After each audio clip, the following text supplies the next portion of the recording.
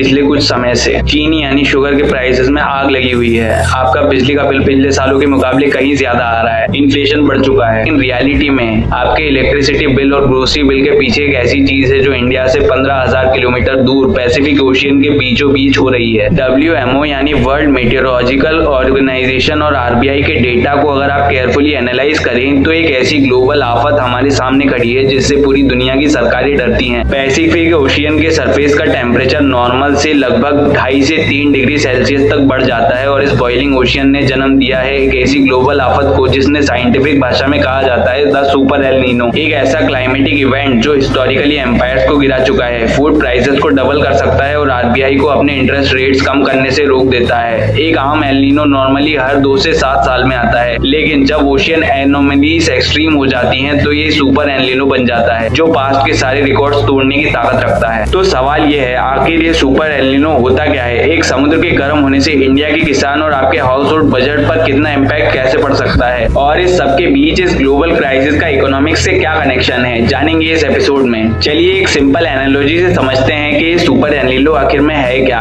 Imagine कीजिए कि पूरा पैसिफिक ओशियन एक 15,000 किलोमीटर लंबा कन्वेयर बेल्ट है। इस बेल्ट के एक एंड पर हमारा एशिया और ऑस्ट्रेलिया है और दूसरे एंड पर है साउथ अमेरिका। इस कन्वेयर बेल्ट को चलाने के लिए नेचर ने एक बहुत पावरफुल इंजन लगाया हुआ है जिसे हम कहते हैं ट्रेड विंड्स। नॉर्मली ये ट्रेड विंड्स पूरे साल ईस्ट से वेस्ट की तरफ बहुत तेजी से चलती हैं। इनका काम क्या होता है, ये समुद्र के सरफेस के सारे गर्म पानी को धकेल कर एशिया और ऑस्ट्रेलिया की कोस्ट पर जमा कर देती है। जब इतना सारा गर्म पानी हमारे पास जमा होता है तो उससे बहुत हेवी इवेपोरेशन होता है, घने बादल बनते हैं और इंडिया को मिलता है एक दमदार और परफेक्ट मॉनसून। लेकिन फिर आता है एल नीनो का साल। एल नीनो के साल में नेचर का ये इंजन ट्रेड विंड्स अचानक से फेल हो जाता है, हवा चलनी बंद हो जाती है। अब जैसे ही कन्वेयर बेल्ट रुका, जो गर्म पानी एशिया की तरफ पुश हो रहा था वो वापस रिवर्स डायरेक्शन में बहने लगता है और साउथ अमेरिका की कोस्ट पर जाके लॉक हो जाता है। इस रिवर्स फ्लो का अंजाम बहुत भयानक होता है। साउथ अमेरिका के पेरू और चाइल में आते हैं एक्सट्रीम फ्लड्स और वही दूसरी तरफ इंडिया, ऑस्ट्रेलिया और साउथ ईस्ट एशिया में छा जाता है भयंकर सूखा यानी ड्राउट। जब एक सुपर एल नीनो आता है तो ओशियन का टेम्परेचर एनोमली इतना एक्सट्रीम होता है कि दुनिया भर में फूड कमोडिटी प्राइसेस में आग लग जाती है। लेकिन एक्सपर्ट्स के मुताबिक modern day El Nino past से भी ज्यादा डेंजरस है। क्यों? क्योंकि super El Nino Indian economy पर एक साथ 3 तरफ से अटैक करता है। इंडिया की लगभग आधी फार्मिंग आज भी रेन फेड है यानी बारिश पर निर्भर है। जब एल नीनो आता है तो खरीफ क्रॉप्स जैसे चावल, दाल, सोयाबीन और रुई की ऐसी हालत खराब होती है कि प्रोडक्शन ड्रास्टिकली गिर जाता है। लेकिन इसमें एक इंडस्ट्री सबसे बुरी तरह फंसती है और वो है शुगर इंडस्ट्री।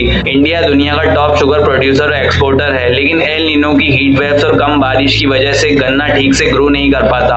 महाराष्ट्र और कर्नाटक में पानी की कमी के चलते सरकार को शुगर एक्सपोर्ट पर बैन लगाना पड़ता है। जब इंडिया एक्सपोर्ट्स रोकती है तो ग्लोबल शुगर की कमी हो जाती है और प्राइसेस स्काई रॉकेट हो जाते हैं। और सिर्फ चीनी नहीं, जब बारिश नहीं होती तो हमारे डैम्स और रिजर्वोइर्स सूख जाते हैं। इंडिया की एक बड़ी इलेक्ट्रिसिटी रिक्वायरमेंट हाइड्रो पावर से आती है। जब डैम्स खाली होते हैं तो पावर जनरेशन गिर जाता है। अब एक तरफ पावर जनरेशन गिर रहा है, दूसरी तरफ एल नीनो की वजह से लगातार एक्सट्रीम हीट वेव्स चल रही हैं। जब पूरा इंडिया एक साथ अपने एसीज और कूलर्स ऑन करता है तो पावर डिमांड पीक पर हिट करती है। सरकार को मजबूरी में एक्सपेंसिव इंपोर्टेड कोयला जलाना पड़ता है। रिजल्ट, आपका इलेक्ट्रिसिटी बिल बढ़ जाता है और इंडस्ट्रीज की मैन्युफैक्चरिंग कॉस्ट बढ़ जाती है जिससे हर चीज महंगी हो जाती है। अब आप सोचेंगे कि अगर इकोनॉमी में इतनी प्रॉब्लम है तो RBI इंटरेस्ट रेट कम क्यों नहीं कर देता ताकि लोगों को सस्ते लोन्स मिल सके और मार्केट में पैसा आए। ये तो इस एल नीनो का सबसे बड़ा ट्रैप है। एल नीनो सीधा फ्लड इन्फ्लेशन बढ़ाता है, दाल, सब्जी और दूध महंगा हो जाता है। जब रिटेल इन्फ्लेशन ऊपर हो तो RBI अपने हाथ बांधकर बैठ जाता है। चाहे GDP ग्रोथ को पुश करने की जरूरत हो,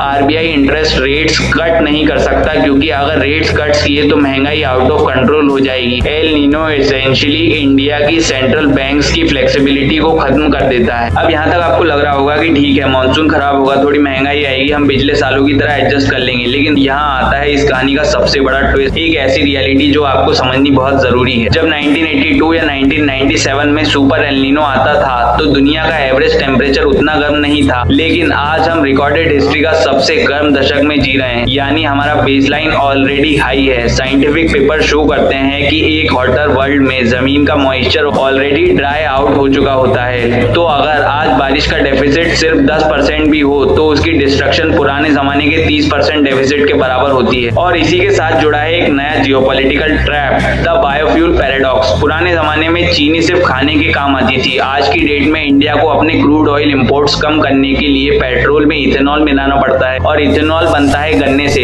तो जब एल नीनो के टाइम गन्ना कम प्रोड्यूस होता है तो सरकार के सामने एक धर्म संकट होता है। अगर शुगर कम है तो क्या उस चीनी को मार्केट में खाने के लिए दिया जाए ताकि फूड इन्फ्लेशन कंट्रोल हो, या फिर उसको इथेनॉल बनाकर पेट्रोल में मिलाया जाए ताकि देश का फॉरेन एक्सचेंज बचे। जियोपॉलिटिक्स की भाषा में इसको कहते हैं food versus fuel debate. El Nino ने इंडिया की एनर्जी सिक्योरिटी और फूड सिक्योरिटी को आपस में लड़ा दिया। आज के इस कॉम्प्लेक्स इंटरकनेक्टेड दुनिया में वेदर सिर्फ एक एनवायरमेंटल इशू नहीं रहा, weather is a financial weapon.